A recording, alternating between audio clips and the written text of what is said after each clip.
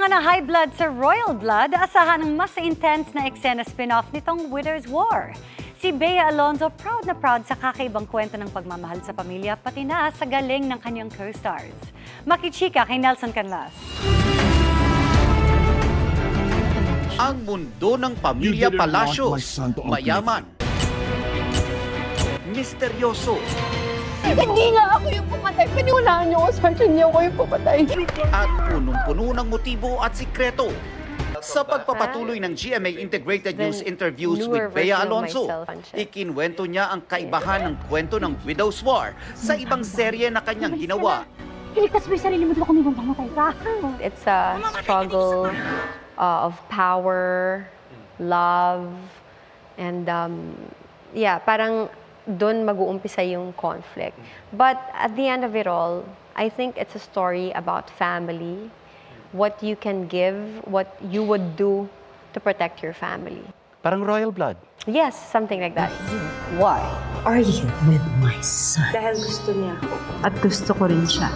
Sa patikim ng mystery drama series, hinangaan na ng mga manunood ang kakaibang tensyon sa mga eksena. Maging si Bea, hangang-hanga rin sa co-star na si Jean Garcia.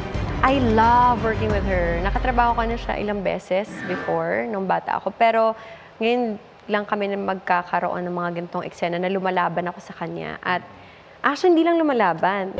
Ang friend-turned-mortal na kaaway ng karakter ni Bea, gagampanan ni Carla Abellana. Hindi lang matatalim na salita ang bibitiwan nila sa isa't isa. Sabi mo kasi, mahilig mangialam. Imbes na mag-sorry ka, ikaw patong galit. Bakit naman ako magsasorry? Eh, hindi ko naman sinasadya yun. Yung nanay mo kasi tatanga-tanga. Ay! Dare you! Alam mo, tama. Ikaw patong Asahan na rin daw ang maraming pisikalan sa mga eksena.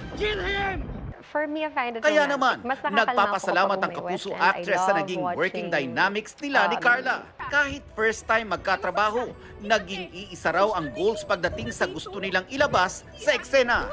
Gusto ka yung nanay ko. Hindi ikaw na lang! We respect each other as actors and alam namin kung saan ba yung boundaries and everything. And Carla's very professional. And so beforehand, kapag may mga ganun kaming sensitibong mga eksena, we talk about it, nire-rehearse namin, saan ba kami pupunta para hindi kami magkakasikitan physically masyado. Nelson Canlas, updated sa Showbiz Happenings.